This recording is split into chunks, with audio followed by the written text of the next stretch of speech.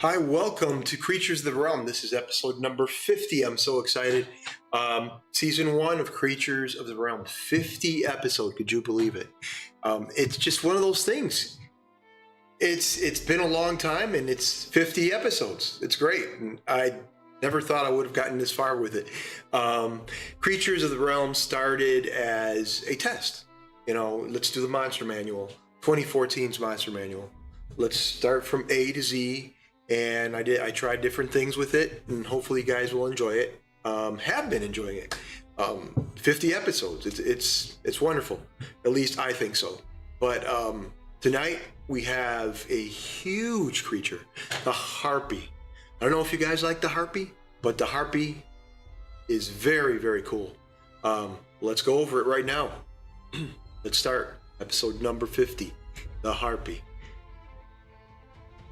Taking glee in suffering and death, the sadistic harpy is always on the hunt for prey. Its sweet song has lured countless adventurers to their deaths, drawing them in close for the harpy to kill and then consume. A harpy combines the body, legs, and wings of vulture, the torso and arms and heads of a human. Its wicked talons and bone club make it formidable threat in combat. Its eyes reflect the absolute evil of its soul. Divine curse. Long ago, an elf wandering the forest heard birdsong so pure and wholesome that she has moved to tears. Following the music, she came upon a clearing where stood a handsome elf. It paused to hear the bird song. This was a beautiful song, but the reclusive elf god, his divine presence, stole his heart as he fled, vanishing into the woods as if he was never there. Though the elf searched the woods and called for her stranger, she found no sign of this passage. Driven to despair by her longing, she begged the gods to help her. The elf goddess of the sky heard the elf's cries and was moved to her aid. She appeared as a bird whose song had entranced the outcast god and taught the song of beauty and seduction of the elf. When her singing failed, the elf cursed the gods, invoking a dreadful power and transforming her into the first harpy. The curse worked its magic on the elf spirit as well as her body, turning her desire for love into a hunger for flesh, and even as her beautiful song continued to draw creatures to their deadly embrace. To hear the harpy's song is to hear music more beautiful than anything else in the world. A traveler that succumbs to an entrancing effect of this singing is compelled to blunder towards its source. A harpy sometimes charms victims before it attacks, but more effective use of its song is to lure prey over cliffs into bogs and quicksand or deadly pits. Creatures trapped or incapacitated then become easy targets for the harpy's wrath. Harpies haunt bleak coastal cliffs and other places hazardous to non-flying creatures. Harpies have no interest in a fair fight. They never attack unless they have a clear advantage. If the fight turns into against the harpy, it lacks the cunning to adapt and will flee and go hungry rather than risk straight-up combat. When they attack, harpies play with their food, delight of music, their victims as they scream. A harpy takes its time dismembering a helpless foe and can spend days torturing a victim before its merciful end. Harpies take shiny baubles, valuable objects, and other trophies from their victims, sometimes fighting with each other for the right to claim the prizes. When no valuable objects can be found, a harpy takes hair, bone, and body parts to line its nest. A harpy's lair is usually hidden in remote ruins where adventurers can discover valuable treasure and magic hidden beneath foul pits. Now, with all that, do you guys like the Harpy? Those are the main things you have to think about in your campaign. As I said before, Harpies are advantageous, or are they not, for your campaign, depending on what you want as DM. It all comes to the DM, the story, and if you're making a random roll table, you roll at the table and a Harpy comes up, you use the Harpy, make sure that the Harpy is located in their desired environment. You know, not having a Harpy in a desired environment, you're going to have to come up with an innovative way to produce this creature out of its environment while it's there. For example, if you have a panther in a tavern, what's a panther doing there in the tavern? Well, maybe it's an NPC, it's his pet, companion, or whatnot. Just stuff like that you have to remember. Use the creature wisely in your games. Don't just throw them in there and say, yeah. Even if you have random tables, kind of improvise and go from there. Let's look at the stats. Armor class. And I'm going to go through this. It's, before everything, we're going over a Harpy. It's a medium monstrosity, and they're chaotic evil. Just like I read the story. Armor class 11. What is armor class in D&D talk? Armor class is, it's your armor. It is what you're wearing. And in this case, some creatures have natural armor, but in the stat block, it'll say what it is, natural armor, yada, yada, yada. So you need an 11 or higher to hit this creature. Hit points, 38. And you notice right across hit points, it has 78 plus 7. Those are the dice you would roll to create your hit points or whatnot for this creature. That is the average. And there is your highest amount of hit points, your average hit points, and so forth. Speed. The Harpy flies 40 feet, moves 20 feet.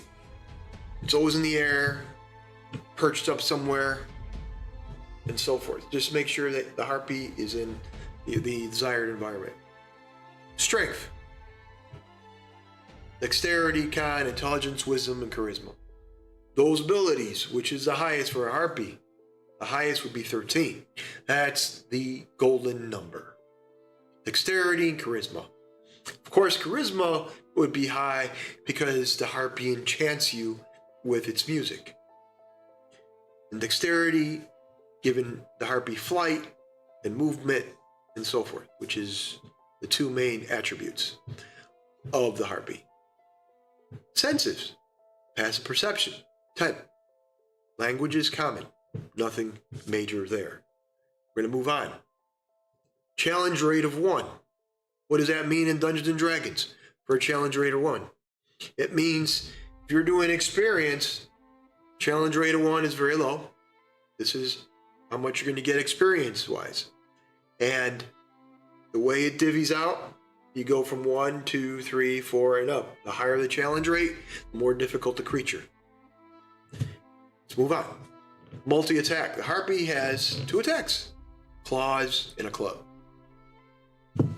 Its claws, 2d4 plus 1. What does that mean? 2 4-sided dice. The modifier is plus 1. You roll those 2 dice. You add your 1.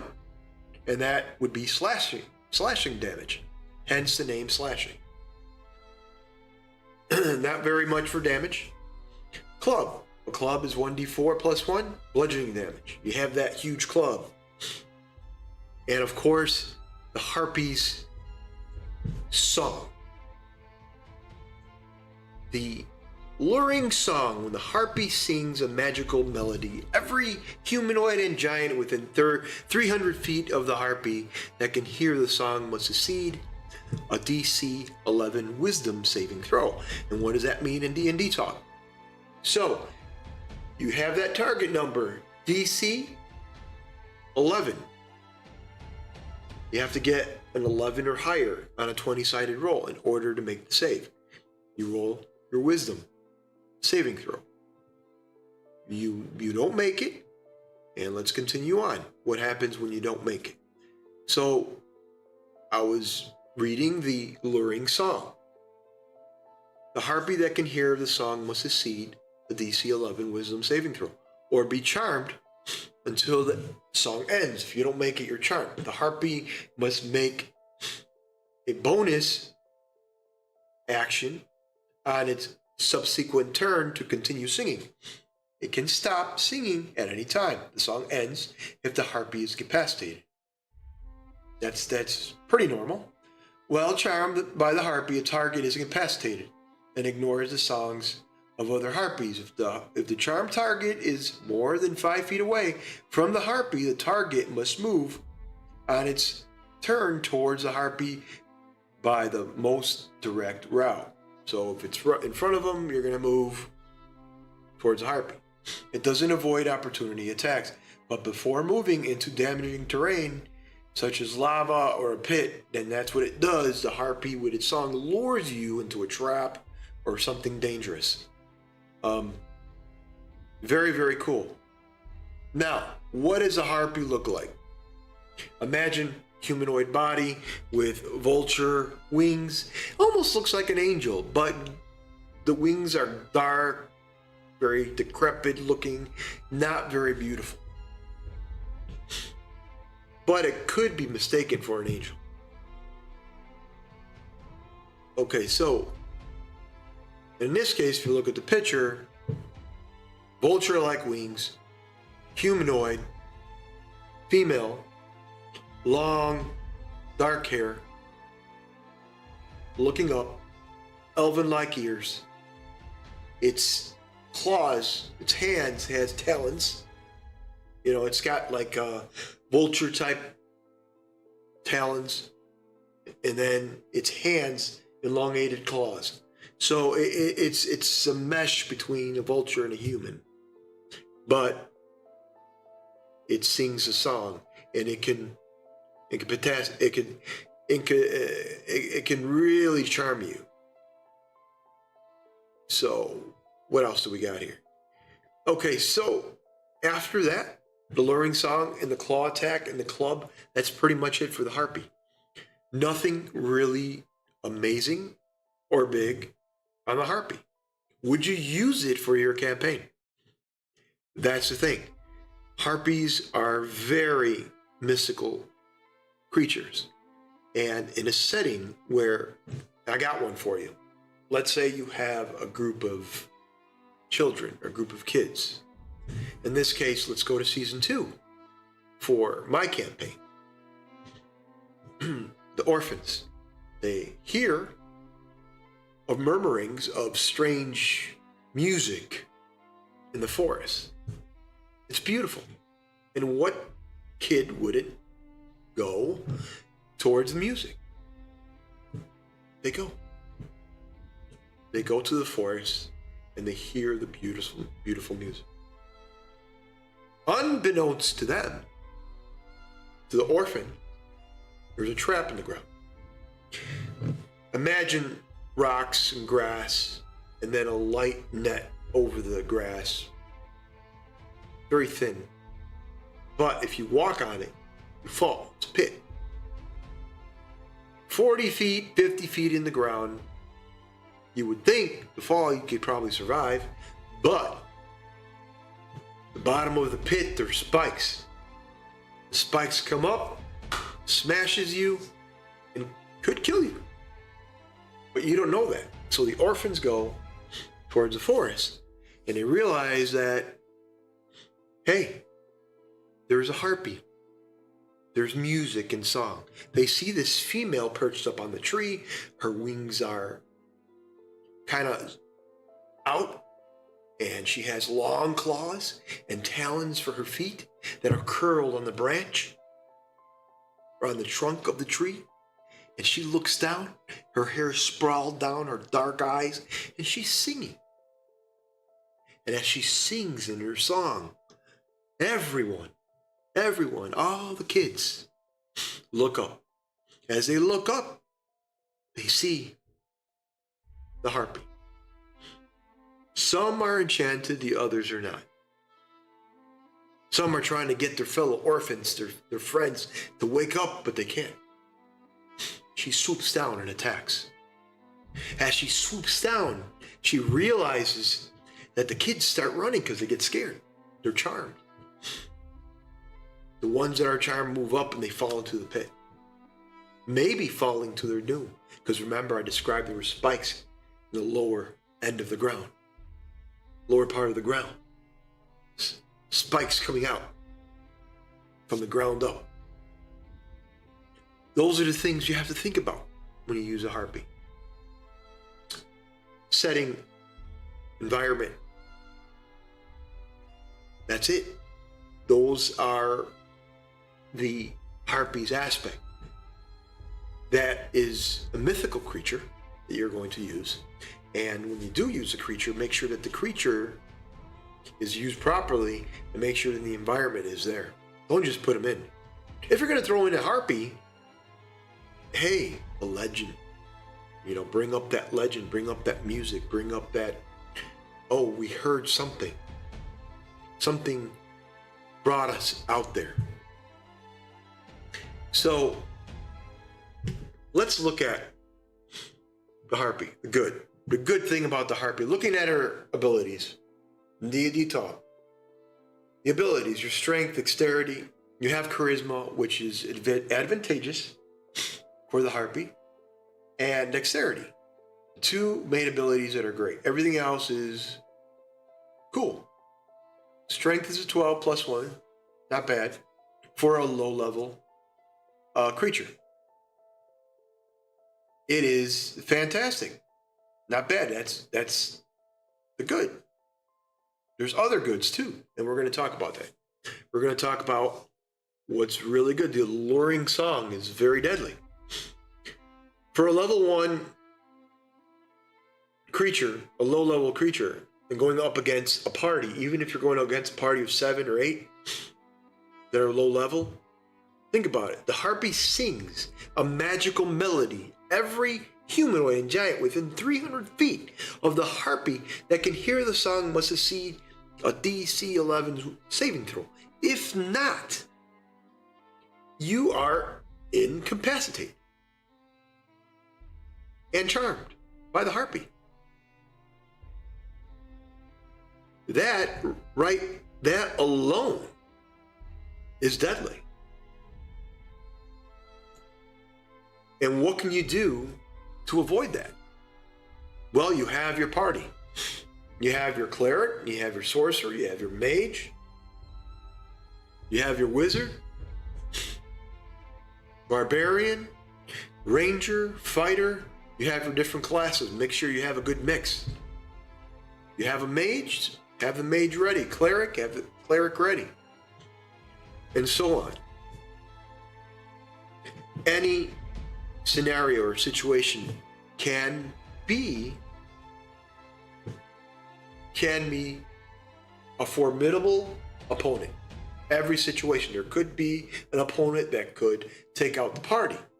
But if the party is together and they work together against the harpy, 300 feet for a level 1, for level 1 characters, that's deadly. And especially that song can charm you. With a DC 11, you might not think it's a big deal, but it is for a level 1 character. And those are the things you have to think about. So the good thing about this is that song. Not much on the claw or club attack. It has 2 attacks, big deal. But if you use this, think about it. A target that successfully saves is immune for the next 24 hours.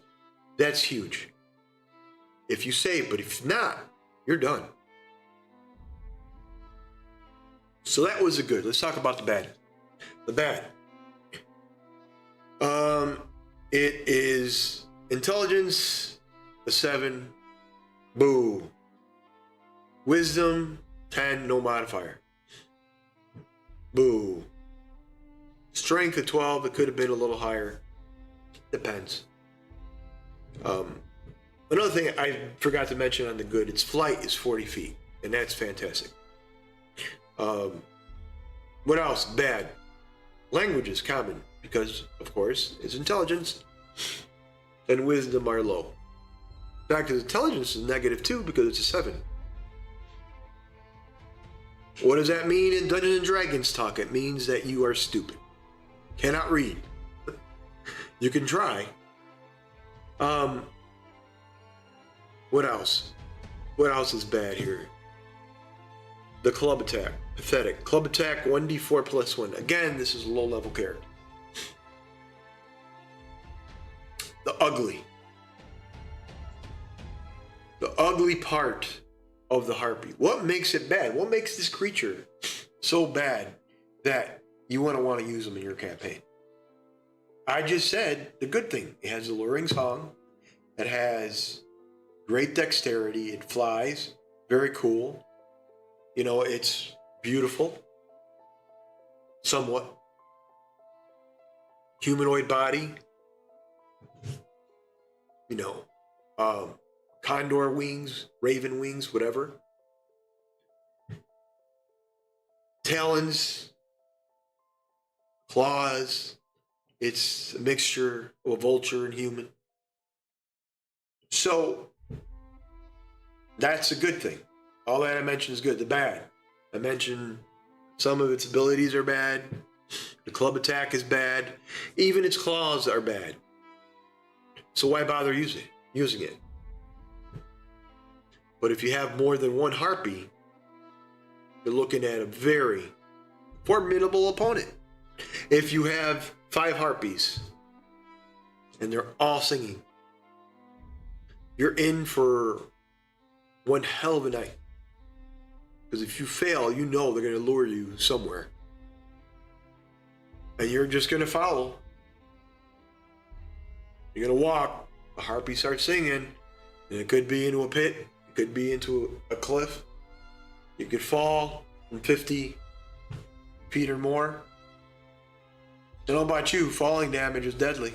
And at level 1, you know, you want to keep your level. You want to keep your character alive. So, what makes the Harpy more than bigger than life, for example? What makes the Harpy good? Well, the Harpy has that luring song. It is the most, it's the best thing about the creature. It has that luring song. It lures you into its path, and then you could fall into a pit, like I said before, into a cliff, or whatever. And that's very cool. But remember, environment is all the Harpy. You just don't roll a random table and you're in a town. You roll random for creatures and you get a Harpy. And what's it going to do? Appear perched up on the wall? And you see the guards, hey, there's a Harpy up there. Let's go get him.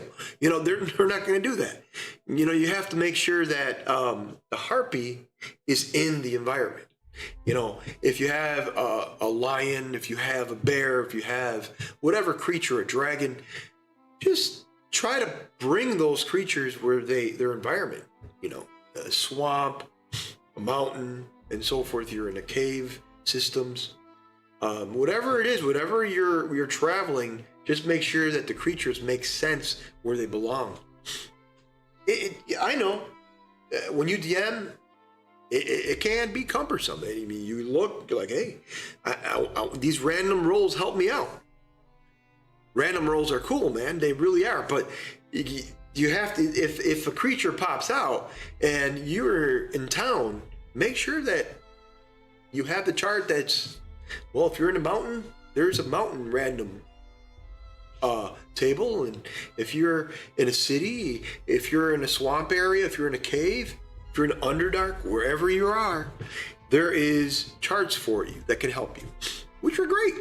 Random is cool. But make sure that you pick the right creature, and make sure that that creature is part of that environment, and so on, because you want it to make sense. You don't want to have a tavern and all of a sudden you roll. You have a bunch of NPCs. You're like, I'll put them in later, but I want this, huge dragon to just bust in the tavern. You don't want to do that. But I mean, you can do what you want. You're the DM ultimately, but just for story purposes, make sure it just makes sense, and it's fun. For comedic, that'd be great.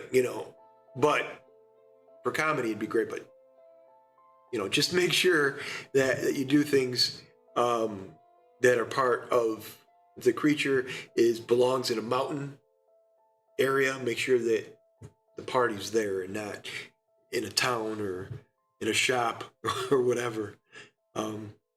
It happens. Everybody's got their own method of DMing, and nothing is wrong. As long as you're having fun and the people around you are having fun, that's the number one thing. But let's get back to the Harpy. The good, I mentioned, it has that luring song. The attacks, not so much. The flight is great. 40 feet flight for you're going up against 7 or 8 level 1 characters. 40 feet flying is great. You move around the board pretty quick, the map pretty quick. The bad. Let's get into the bad. You're the strength, not very strong. The charisma is good.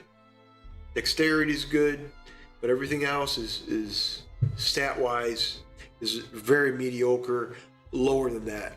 And when you're dealing with 1 or 2 creatures, your party is going to one-shot them. Unless they don't make that save for luring song.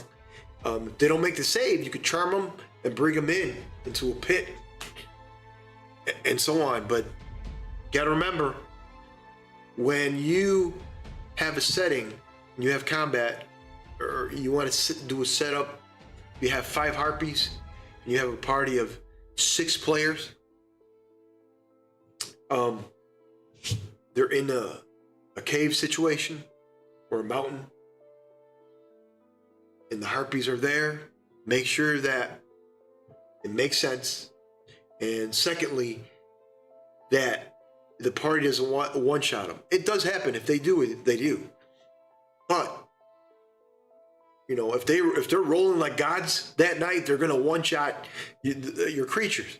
But I said the good, I said the bad, and the ugly. Main thing about the harpies is if they see that they're not gonna win, they're gonna escape. I don't like that. I mean, you can role play the character anytime you want. You could have one of the harpies, maybe one of the players in your campaign did something down the line, and it caught attention of a certain tribe of harpies. So that tribe now wants revenge. So that you have that connection. They're there. Oh, he belongs to that party, so now we're going to attack him. So that whole part of the story where if it doesn't really work in their favor, they're going to get out. Not really. I mean, it doesn't have to be that way. There could be something that brings them in. Something like revenge. Something like there's a connection between one of the characters in the party and one of the harpies. Harpies are cool, man. I like them.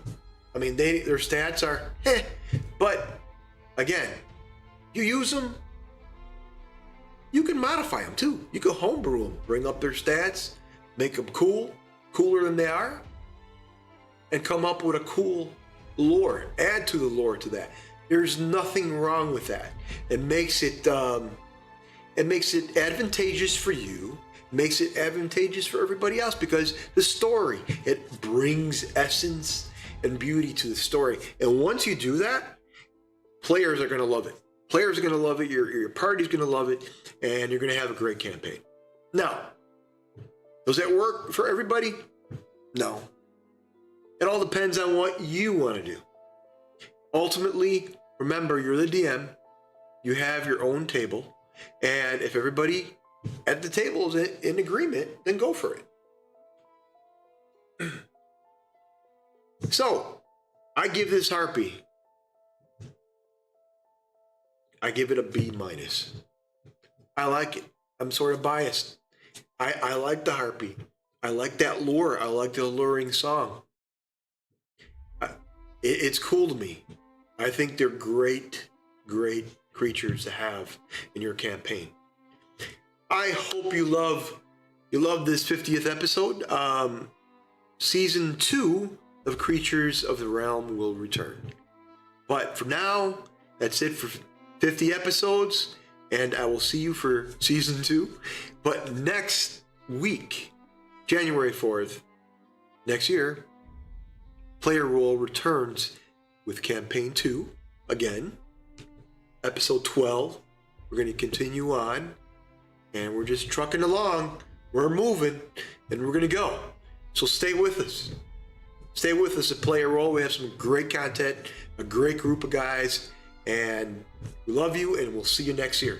Thank you for watching. At 11:45, stay with us for DM Talk. Thank you. Bye-bye.